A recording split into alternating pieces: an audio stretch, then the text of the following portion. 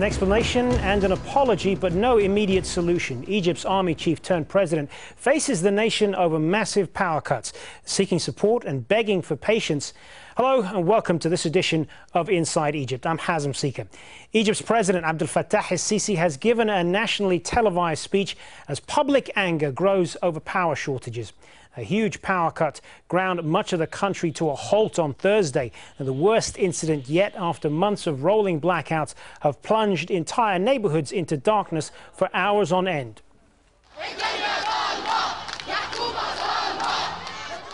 And that's brought protesters out onto the streets in towns and cities across Egypt.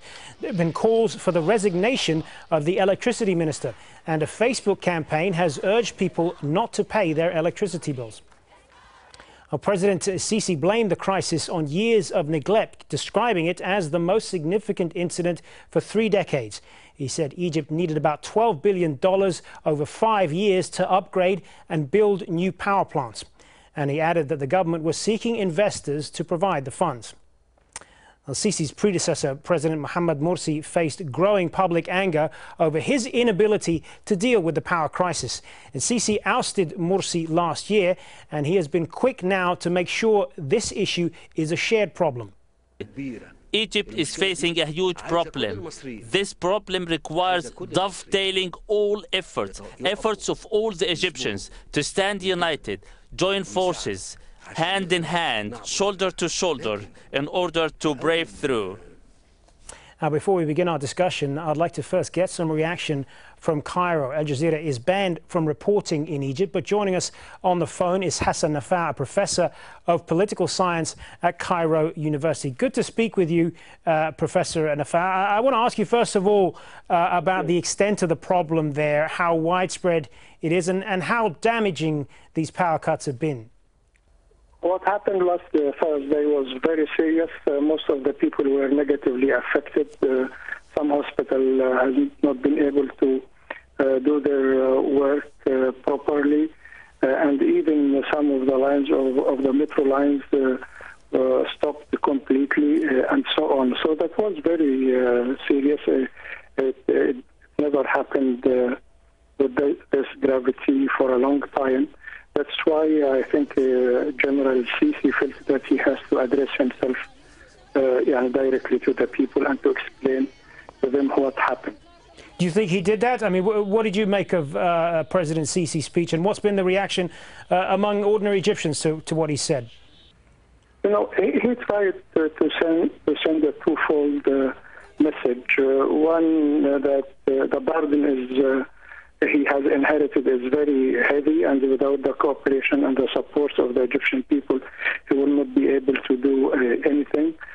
Second, he is very serious and he is even optimistic and determined to do whatever necessary to rebuild Egypt back again. But there has been no technical explanation why this happened and if this will be repeated again. There is a technical report that has to be prepared. It is not yet published, and I think he promised to reveal exactly. So he is trying to convince the people that he will work through transparency and he will not lie to the people. But I think the confidence of the people has been a little bit eroding. If he continues to work through transparency, he might be able to restore the shaken confidence. Yeah, just picking up on the issue of public confidence, we know Sisi is still very popular with millions of Egyptians. Are you seeing a mood change there at all? And have you seen any protests of any kind there?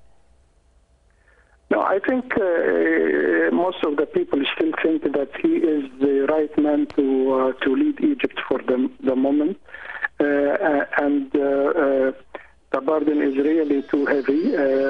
He has to be supported, but I think some of the Egyptians started to have some doubts whether he has the right policy. The poor people do not feel that their situation is about to be ameliorated soon. Still, the rich people continue to benefit from his policy. So I think he has to change a little bit his policy right now to support a little bit the deprived people and the poor people. Good to speak with you, Hassan Nafad, joining us on the line there from Cairo. Thanks for your time. Thank you very much. Thank you. Well, let's bring in our other guests now for this edition of Inside Egypt. In our London Broadcast Centre, we have Omar Ashur, a senior lecturer in Middle East politics and security issues for the Institute of Arab and Islamic Studies at Exeter University.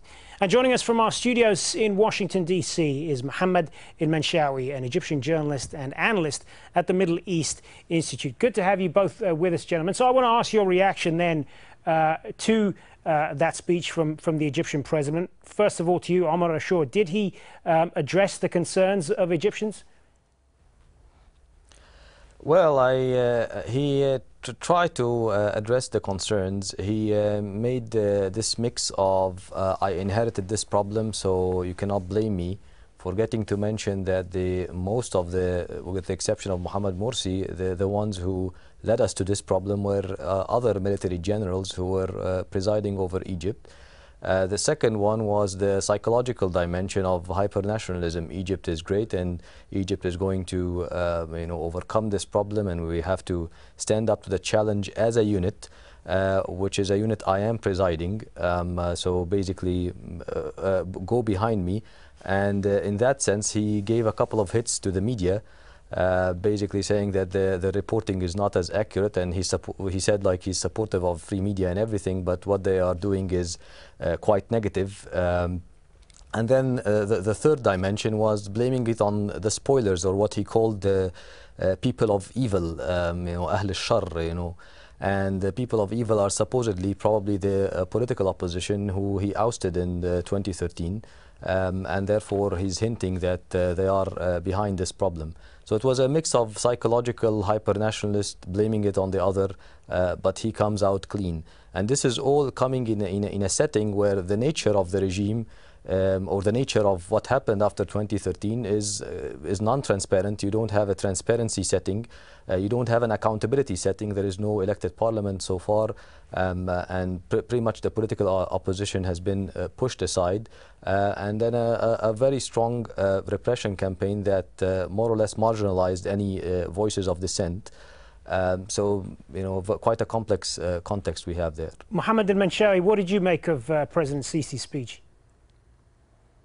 In addition to what Omar just said, I believe there is a positive point here. He comes to speak to Egyptian people and try to throw the blame on everybody, not only in the government or his cabinet. And I believe it's a smart move from his side, because to speak to the people and tell them you have a share in this problem and you have a role to play to fix this problem using hyper-nationalist slogans is very positive, and maybe serve him in short term. However, he didn't provide any long-term solution, saying we need $13 billion. That's old news. We know that over the years, but no regime was able to provide this money to fix this problem.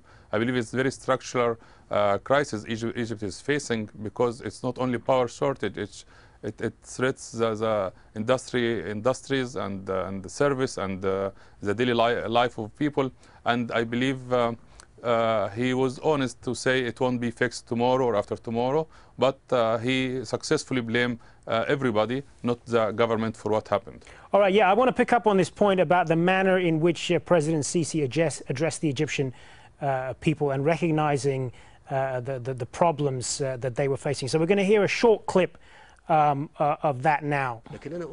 Many advised me not to address you verbally today, and they asked me to release written statement, yet I preferred to speak off the cuff, countryman to his fellow countrymen, based on my responsibility by virtue of my office and based on the responsibility you placed on my shoulder. It is not only my shoulder, it is your shoulders too.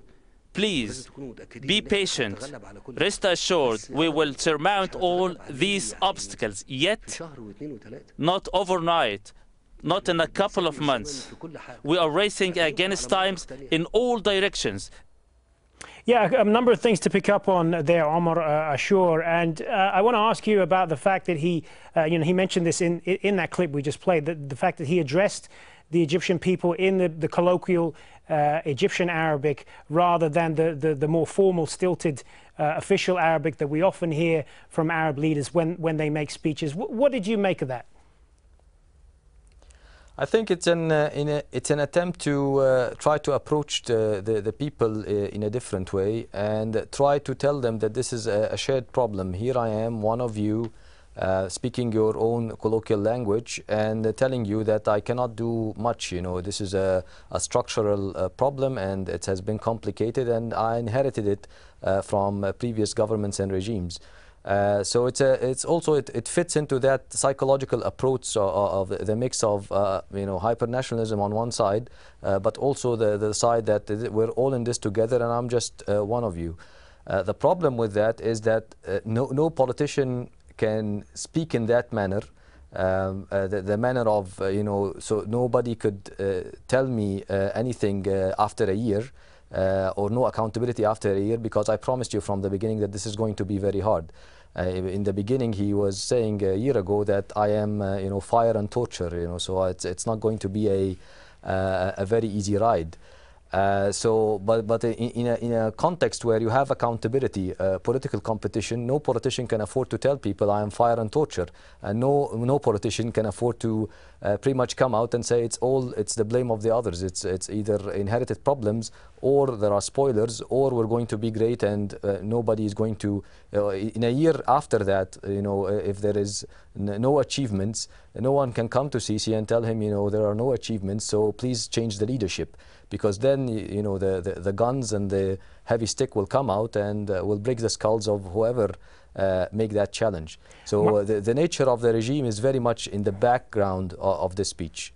Mohammed al-Shinawi, he made quite a point of, asking for people's patience. He mentioned that several times, and in listening to the speech as well, I think I counted at least half a dozen times when he said we have many problems, or we have a big problem, words to that effect. What did you make of that? I believe he first and his regime eliminate any opposition in Egypt. That's what happened during last 15-16 months. And they have draconian protest law, so Egyptians can't go to the street anymore to present their voices if they are not happy with the regime or its policies or the short of power. So the people are deterred, first of all, of taking any serious actions. Such actions took place during Morsi and during the SCAF period. So the people are deterred to go on expressing their views, and he made it clear there is no alternative, and he called for unity of Egyptian people. This language of Nasser and 60s, it can't apply to today's politics, but he is trying to impose it in Egyptians and Egyptian media and Egyptian business community, politicians as well. And I believe he was talking mainly to the people who have great expectations in him.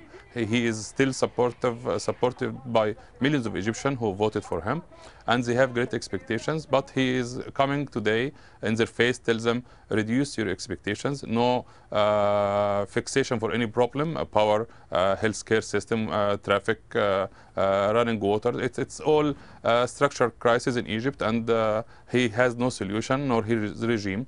However, I found out that a lot of voices in the last 2 days calling for the military to take over the Ministry of Electricity, blaming civilians for the failure of this crisis we witnessed last week. And I believe there is tendency to give everything to the military to run and to fix. And the media, which he touched upon several times today, he's trying to intimidate in order to speak in favorable language towards the current regime. But this gets to the question, Mohammed, of what would people have preferred him to say that he didn't. I mean, you're a journalist. As journalists, we often call out politicians for making promises that they can't keep. Here is a president who's saying, I'm not making any promises here. These are huge problems, and I'm asking for people to be patient. Doesn't that make sense politically? It does make sense as long as there is no competition and alternative. He is just in office for what, 3 months, and he supposedly to have over 4 years in office. So he doesn't want to corner himself. Morsi did mistake when he said in first 100 days I will fix some issues, and he failed, and people will blaming him for that. I believe Sisi is kind of smarter here, not giving any promise, being realistic. He said, I won't fix anything, not today, not in months, and don't expect much. And he has the courage and the capital and the security apparatus, the police apparatus that supports his call today. I'm not sure. He said as well this is going to be a very expensive problem to fix. We mentioned the $12 billion that he said it's going to take long term to address this problem, and he's calling for investors. Where is that money going to come from?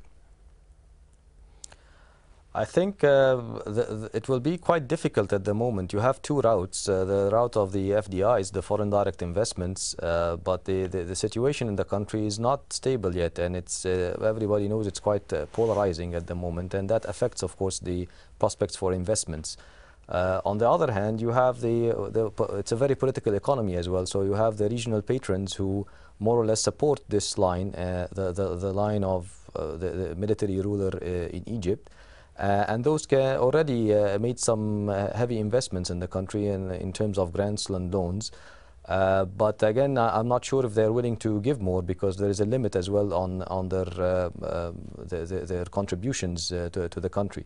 The one thing that he did not touch in the speech is an attempt to depolarize the situation or de-escalate via more or less a political reconciliation that reflects or has some positive reflections on the economic context, and therefore bring back the tourists and bring back the foreign direct investments. So that issue seemed to be ruled out at the moment. I'm going to play another clip now from President Sisi's speech, in which he addresses some of the issues that we've just talked about in terms of the potential for instability and what sort of reaction there may be to all of this. So we're going to hear that now. Many others are trying to cripple our efforts. The public facility is not immune. It is vulnerable. And above all, many wish to cripple the efforts aimed at improving our way of life. Why? Simply to agitate, to cause the Egyptian people to rise in anger. As I said, we are facing many problems.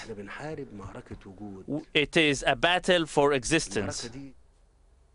Omar Ashur, who do you think he was talking to there, and what does he mean when he said this is a battle for existence? I think there are two things here. I think he was referring mainly to the political opposition, so the very wide mix of them, from the Muslim Brothers and the Freedom and Justice Party to the pro-Morsi coalition who wants to install back Morsi, to the very wide coalition of what you can call them the anti-coup coalition, which has folks that do not want to see the military ruling again, like the Socialist Revolutionaries, April 6, and others. And then you have as well the armed groups like the Ansar Bayt al-Maqdis, for example, in Sinai. So you have more or less everybody on the opposition side who opposes what happened, or either opposed what happened on July 3rd, or opposed the going back on the track of the roadmap that he promised back in July 2013. And this very wide mix seems to be either repressed, having many of its figures in jail, or marginalized. And what he's trying to do is to more or less bolster his public support and tell the people that those are the spoilers. So it's a classic spoiler tactics to make things harder for the people so the public can turn against him.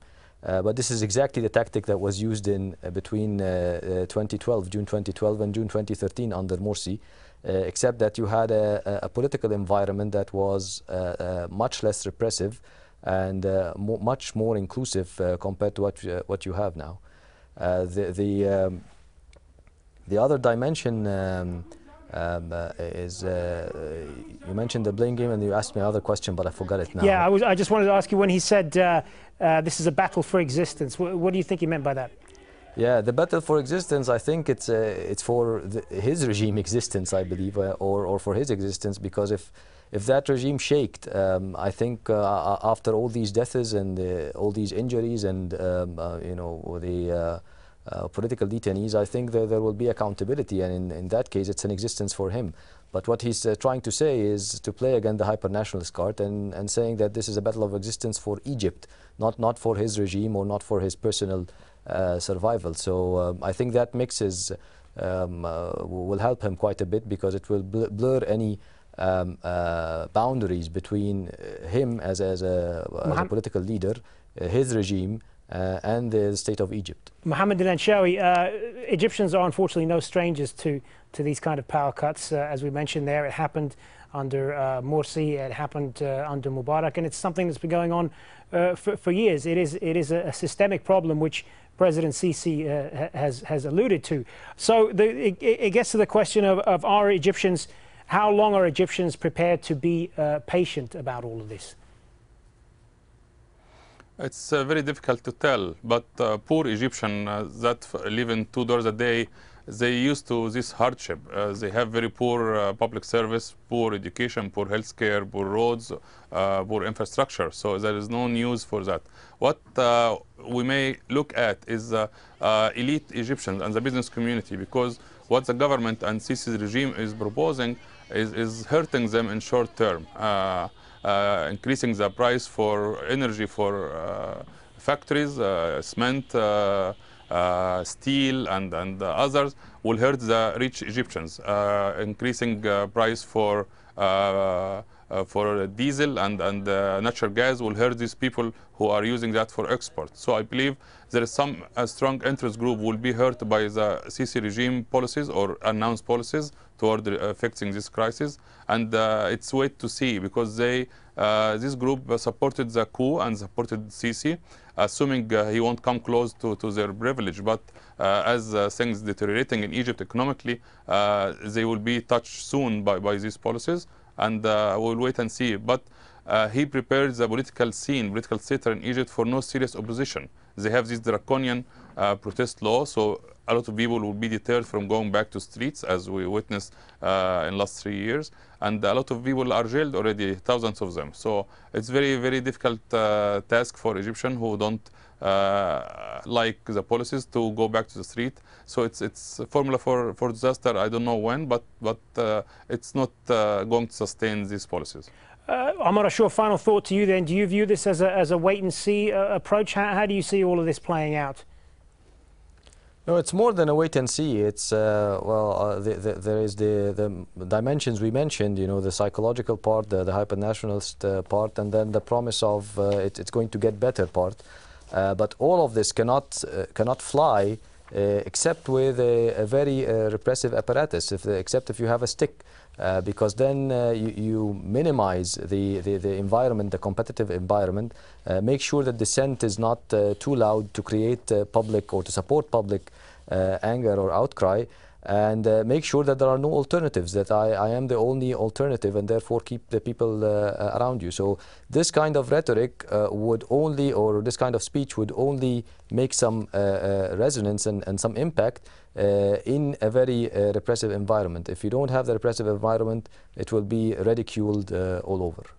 And on that, we are going to have to leave it. Good to speak with both of you. Omar Ashur in London and Mohammed al-Anshawi in Washington, D.C. And our thanks, of course, to Hassan Nafaa, who joined us earlier on the phone from Cairo. Well, as we mentioned earlier, Al Jazeera is banned from reporting in Egypt, and 3 Al Jazeera journalists have been detained there since December the 31st. The channel is demanding the immediate release of Bahir Mohammed, Mohammed Fahmy and Peter Grester. They received long sentences after a trial seen by many observers as politically motivated. Their convictions are being appealed. Their case has been raised by the UN Secretary General in a conversation with the Egyptian president.